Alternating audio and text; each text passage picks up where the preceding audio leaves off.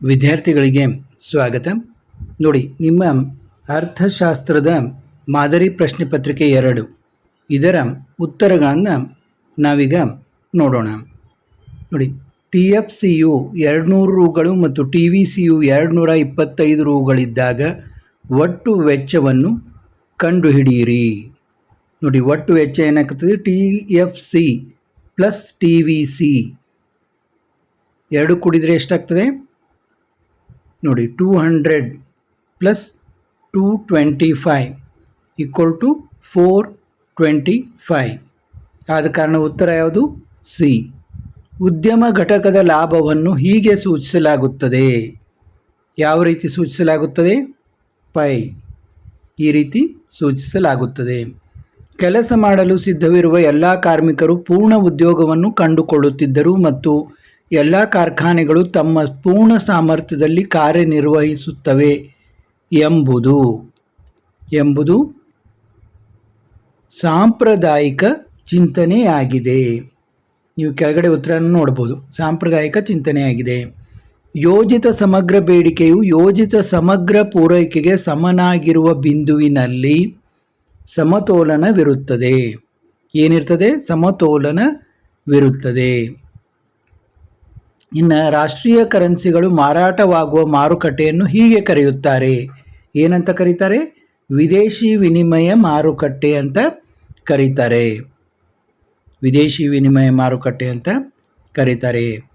ನೋಡಿ, ನಿಮಗೆ ತೀರಾ ಕ್ಲಿಯರಾಗಿ ಕಾಣಬೇಕಂದ್ರೆ 360 ಮಿನಿಮಮ್ 360 ಇದರಲ್ಲಿ ವಿಡಿಯೋ ಕ್ವಾಲಿಟಿ ಇಟ್ಕೊಂಡ್ರೆ, ಪಿಕ್ಚರ್ ಕ್ವಾಲಿಟಿ ಇಟ್ಕೊಂಡ್ರೆ, ಹೈಯರ್ ಪಿಕ್ಚರ್ ಕ್ವಾಲಿಟಿ ಇಟ್ಕೊಂಡ್ರೆ ಇನ್ನೂ ಚೆನ್ನಾಗಿ ಕಾಣುತ್ತೆ.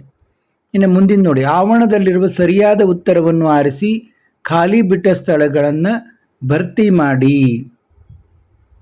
6. ಸರಕೊಂದರ ಬೇಡಿಕೆಯು ಅದರ ಬೆಲೆಯೊಂದಿಗೆ. 6ನೇದೇನು ಉತ್ತರ? ವಿರುದ್ಧ.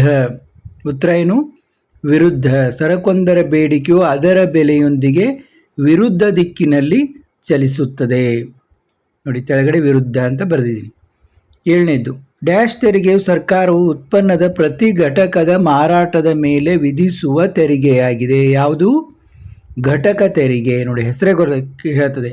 ಘಟಕ ತೆರಿಗೆಯು ಸರ್ಕಾರವು ಉತ್ಪನ್ನದ ಪ್ರತಿ ಘಟಕದ ಮಾರಾಟದ ಮೇಲೆ ವಿಧಿಸುವ ತೆರಿಗೆಯಾಗಿದೆ. ಹಣವನ್ನು ಇಟ್ಟುಕೊಳ್ಳುವ ಮುಖ್ಯ ಉದ್ದೇಶವೆಂದರೆ ಡ್ಯಾಶ್ ಅನ್ನು ನಿಭಾಯಿಸುವುದು. ಡ್ಯಾಶ್ ಅಂದರೆ ವ್ಯವಹಾರಗಳನ್ನು ನಿಭಾಯಿಸುವುದಾಗಿದೆ. ಗುಣಕದ ಗಾತ್ರವು ಡ್ಯಾಶ್ನ ಮೌಲ್ಯವನ್ನು ಅವಲಂಬಿಸಿದೆ. ನೋಡಿ, ಗುಣಕದ ಗಾತ್ರವು MPCಯನ್ನು ಅವಲಂಬಿಸಿದೆ. ಇನ್ನು ಭಾರತದಲ್ಲಿ ಡ್ಯಾಶ್ ವರ್ಷವು ಏಪ್ರಿಲ್ 1ರಿಂದ ಮಾರ್ಚ್ 31ರವರೆಗೆ ಇರುತ್ತದೆ. ಯಾವುದು? ಹಣಕಾಸು ವರ್ಷ. ಇನ್ನು ಹೊಂದಿಸಿ ಬರೆಯಿರಿ. ನೋಡಿ, ಹೊಂದಿಸಿ ಬರೆಯಿರಿನಲ್ಲಿ ವಾಸ್ತವಿಕ ಅರ್ಥಶಾಸ್ತ್ರ ಕಾರ್ಯತಂತ್ರಗಳ ಕಾರ್ಯನಿರ್ವಹಣೆ. 3ನೇದ್ದು ಇಲ್ಲಿ ರೋಮನ್ ಅಂಕಿ ಬರೀಲಿಕ್ಕೆ ನಮಗಾಗಿಲ್ಲ, ಆದ ಕಾರಣ ಈ ರೀತಿ ಬರೆದಿದ್ದೀನಿ. A3 ಸರಿ ಸಮಾನ ಬೇಡಿಕೆ ಸ್ಥಿತಿಸ್ಥಾಪಕತ್ವ. B 6ನೇದ್ದು ರೆಪೋ. ಸರಿ ಸಮಾನ ಬೇಡಿಕೆ ಸ್ಥಾಪಕತ್ವ ಯಾವುದು? ರೆಪೋ. 5ನೇದ್ದಲ್ಲ, 6ನೇದ್ದು ರೆಪೋ. ಅಸಾಮಾನ್ಯ ಲಾಭದ ಸಾಧ್ಯತೆ. ದಾಸ್ತಾನು ಚಲಕ. ತಪಶೀಲು ಪಟ್ಟಿ. ಶಾಸನಬದ್ಧ ದ್ರವ್ಯಾನುಪಾತ.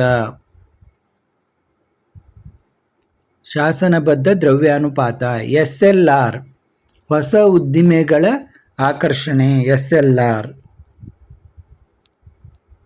ಇನ್ನು ಮುಂದಿನ ನೋಡಿ, ಈ ಕೆಳಗಿನ ಪ್ರಶ್ನೆಗಳಿಗೆ ಒಂದು ವಾಕ್ಯ ಅಥವಾ ಪದದಲ್ಲಿ ಉತ್ತರಿಸಿ.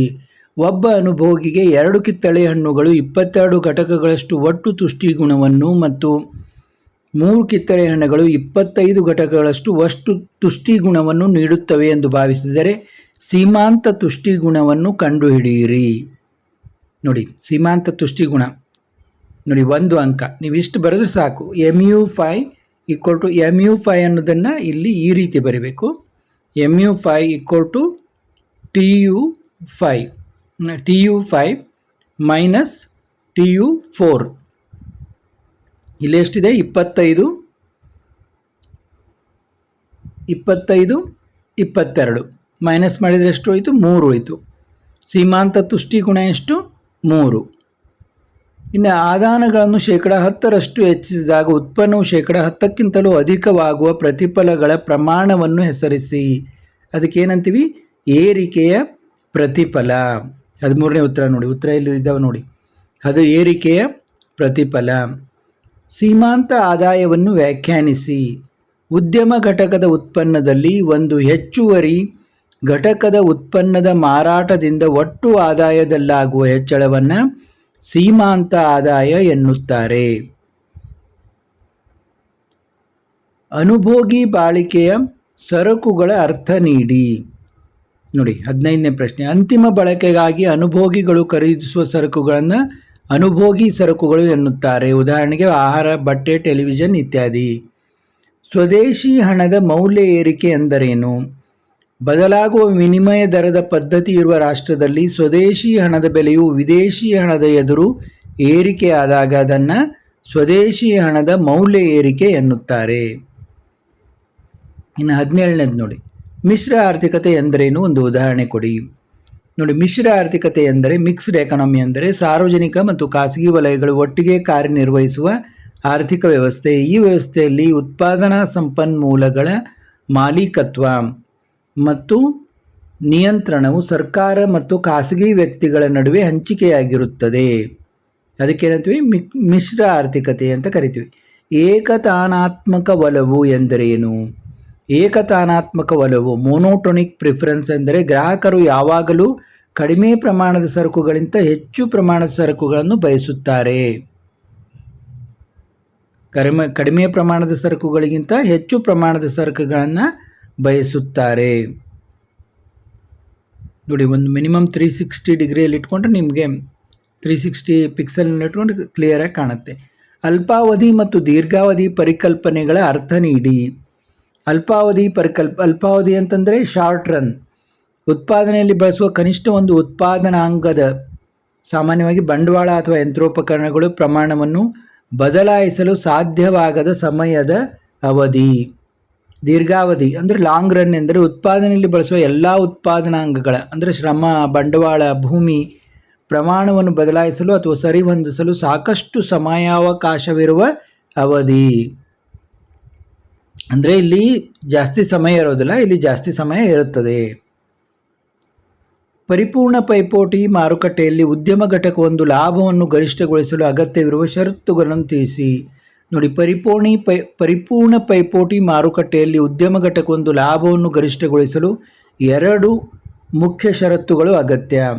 ಒಂದು, ಸೀಮಾಂತ ವೆಚ್ಚ MC ಸೀಮಾಂತ ಆದಾಯಕ್ಕೆ MRಕ್ಕೆ ಸಮನಾಗಿರಬೇಕು. ಸೀಮಾಂತ ವೆಚ್ಚ ಸೀಮಾಂತ ಆದಾಯಕ್ಕೆ ಸಮನಾಗಿರಬೇಕು. ಎಲ್ಲಿ? ಪರಿಪೂರ್ಣ ಪೈಪೋಟಿ ಮಾರುಕಟ್ಟೆಯಲ್ಲಿ ಲಾಭವನ್ನು ಗರಿಷ್ಠವಾಗಿ ಗಳಿಸಬೇಕಂದ್ರೆ. ಮತ್ತು ಸೀಮಾಂತ ವೆಚ್ಚದ ರೇಖೆಯು ಸೀಮಾಂತ ಆದಾಯದ ರೇಖೆಯನ್ನು ಕೆಳಗಿನಿಂದ ಛೇದಿಸಬೇಕು. ಇನ್ನೊಂದು ಏನು ಷರತ್ತು ಅಂದರೆ ಸೀಮಾಂತ ವೆಚ್ಚದ ರೇಖೆಯು ಸೀಮಾಂತ ಆದಾಯದ ರೇಖೆಯನ್ನು ಕೆಳಗಿನಿಂದ ಛೇದಿಸಬೇಕು. ಸದಾವಕಾಶ ವೆಚ್ಚದ ಅರ್ಥವನ್ನು ಉದಾಹರಣೆ ಸಹಿತ ಬರೆಯಿರಿ. ನೋಡಿ, ಸದಾವಕಾಶ ವೆಚ್ಚ ಅಂತಂದ್ರೇನು? ಅಪಾರ್ಚುನಿಟಿ ಕಾಸ್ಟ್ ಎಂದರೆ ಒಂದು ನಿರ್ದಿಷ್ಟ ಆಯ್ಕೆಯನ್ನು ಆರಿಸಿಕೊಳ್ಳುವ ಸಲುವಾಗಿ ಕೈಬಿಡಲಾದ ಮುಂದಿನ ಅತ್ಯುತ್ತಮ ಪರ್ಯಾಯದ ಮೌಲ್ಯ.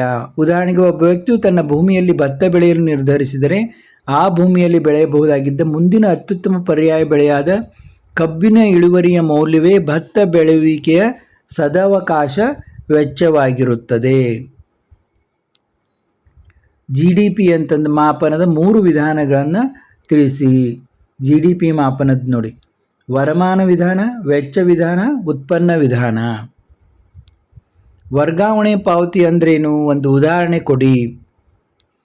ವರ್ಗಾವಣೆ ಪಾವತಿ ಅಂದರೆ ಯಾವುದೇ ಸರಕು ಅಥವಾ ಸೇವೆಗಳ ಉತ್ಪಾದನೆಗೆ ಪ್ರತಿಯಾಗಿ ನೀಡದೆ ಕೇವಲ ವರ್ಗಾವಣೆಯ ರೂಪದಲ್ಲಿ ಸರ್ಕಾರವು ವ್ಯಕ್ತಿಗಳಿಗೆ ಅಥವಾ ಸಂಸ್ಥೆಗಳಿಗೆ ನೀಡುವ ಹಣಕಾಸಿನ ನೆರವು. ಉದಾಹರಣೆಗೆ ನಿರುದ್ಯೋಗ ಭತ್ಯೆ, ವೃದ್ಧಾಪ್ಯ ವೇತನ, ವಿದ್ಯಾರ್ಥಿ ವೇತನ ಅಥವಾ ವಿಪತ್ತು ಪರಿಹಾರ ನಿಧಿಗಳು. ಇವಕ್ಕೇನಂತಾರೆ? ವರ್ಗಾವಣೆ ಪಾವತಿ ಅಂತ ಕರೀತಾರೆ. ಇನ್ನು 24ನೇ ಪ್ರಶ್ನೆ ನೋಡಿ, MPCಯ ಮೌಲ್ಯವು 0.8 ಆದಾಗ MPSನ ಮೌಲ್ಯ ಮತ್ತು ಹೂಡಿಕೆ ಗುಣಕದ ಮೌಲ್ಯವನ್ನು ಲೆಕ್ಕ ಹಾಕಿ. ನೋಡಿ, MPC ಪ್ಲಸ್ MPS. ಯಾವಾಗಿದ್ರೂ ಏನಿದೆ ನಮಗೆ formula MPC plus MPS equal to 1 ಅಂತ ಇರುತ್ತೆ. ಇಲ್ಲಿ MPC ಎಷ್ಟು ಕೊಟ್ಟಿದ್ದಾರೆ 0.8 ಪ್ಲಸ್ MPS ಈಕ್ವಲ್ ಟು 1 ಆಗಬೇಕು. ಅಂದರೆ ಏನಾಯಿತು, MPSನಲ್ಲಿ ಅಂದರೆ 1ರಲ್ಲಿ ನಾವು -0.8 ಮಾಡಬೇಕು. ಅವಾಗ ಎಷ್ಟು ಸಿಗುತ್ತೆ ನಿಮಗೆ 0.2 ಸಿಗುತ್ತೆ. ಆ 0.2ನನ್ನು ಇಲ್ಲಿ 1/1 - C 1/1 - 0.8 ಅಂದರೆ 0.2 ಆಯಿತು. ಈಗ ನಾವು 1/0.2 1ರಿಂದ 0.2ನ ಡಿವೈಡ್ ಮಾಡಿದಾಗ, ಅಂದರೆ ಇಲ್ಲಿ ಪಾಯಿಂಟ್ ಅಂತ ತಿಳ್ಕೊಳ್ಳಿದ್ರೆ ನೀವು 10 ಅಂತ 2ರಿಂದ ಡಿವೈಡ್ ಮಾಡಿದರೆ ಎಷ್ಟು ಬರುತ್ತೆ ನಿಮಗೆ 5 ಬರುತ್ತೆ. ಆದ ಕಾರಣ ಹೂಡಿಕೆ ಗುಣಕದ ಮೌಲ್ಯ ಎಷ್ಟು 5.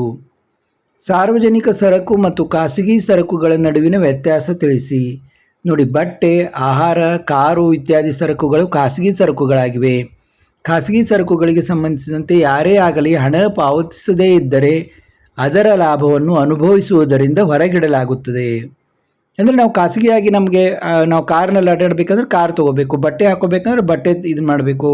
ಹೀಗೆ ಅದು ನಮ್ಮ ಇದನ್ನು ಅವಲಂಬನೆಯಾಗಿರ್ತದೆ, ನಾವು ಅದಕ್ಕೆ ಹಣ ಕೊಟ್ಟು ತೊಗೋಬೇಕಾಗ್ತದೆ. ಆದರೆ ಕೆಲವೊಂದು ಏನಿರ್ತವೆ, ಈ ಸಾರ್ವಜನಿಕ ಸರಕುಗಳನ್ನು ಸರ್ಕಾರವೇ ಪೂರೈಸಬೇಕಾಗುತ್ತದೆ. ಏಕೆಂದರೆ ಸಾರ್ವಜನಿಕ ಸರಕುಗಳ ಲಾಭವು ಬಳಕೆದಾರರು ಹಣ ಪಾವತಿಸದೇ ಇದ್ದರೂ ಒಬ್ಬ ಅನುಭೋಗಿಗೆ ಸೀಮಿತವಾಗಿರದೆ ಎಲ್ಲರಿಗೂ ಲಭ್ಯವಾಗುತ್ತದೆ. ಸಾರ್ವಜನಿಕ ಸರಕುಗಳಂದರೆ ನೇರವಾಗಿ ನಾವು ಹಣ ಅವಕ್ಕೆ ಪಾವತಿಸಲಿಲ್ಲ ಅಂದರೂ ಕೂಡ ಎಲ್ಲರಿಗೂ ಅವು ಲಭ್ಯವಾಗುತ್ತವೆ. ಇನ್ನು ಸಾಲಗಳನ್ನು ಬಂಡವಾಳ ಸ್ವೀಕೃತಿಗಳೆಂದು ಪರಿಗಣಿಸಲಾಗುತ್ತದೆ. ಏಕೆ?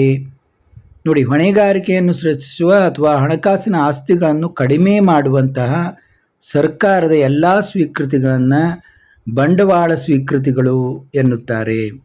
ಸರ್ಕಾರ ದೇಶದೊಳಗೆ ಮತ್ತು ಹೊರಗೆ ಆಂತರಿಕ ಮತ್ತು ಬಾಹ್ಯ ಸಾಲಗಳನ್ನು ಪಡೆಯುವ ಮೂಲಕ ಮರುಪಾವತಿಸುವ ಸಾಲದ ಹೊಣೆಗಾರಿಕೆ ಸೃಷ್ಟಿಯಾಗುತ್ತವೆ. ನೋಡಿ, ಈಗ ನಾವು 26 ನಿಮ್ಮ ಮಾದರಿ ಪ್ರಶ್ನೆ ಪತ್ರಿಕೆ 2ರಲ್ಲಿ 26 ಪ್ರಶ್ನೆಗಳಿಗೆ ಉತ್ತರಗಳನ್ನು ನೋಡಿದೆವು. ಮತ್ತು ಮುಂದಿನ ವಿಡಿಯೋಗಳಲ್ಲಿ ಉಳಿದ ಉತ್ತರಗಳನ್ನು ಕೂಡ ನೋಡೋಣ. ಇದೇ ರೀತಿ ಮಾದರಿ ಪ್ರಶ್ನೆ ಪತ್ರಿಕೆ 3 ಕೂಡ ನೋಡೋಣ. 1ರ ಉತ್ತರಗಳನ್ನು ಈಗಾಗಲೇ ನಾನು ಹಿಂದಿನ ವಿಡಿಯೋದಲ್ಲಿ ಹಾಕಿದ್ದೀನಿ, ಅವನ್ನು ಕೂಡ ನೋಡದವರು ಡಿಸ್ಕ್ರಿಪ್ಷನ್ನಲ್ಲಿ ಲಿಂಕ್ ಕೊಟ್ಟಿರ್ತೀನಿ, ಅದನ್ನು ನೋಡಿ ಮತ್ತೆ ಭೇಟಿಯಾಗೋಣ.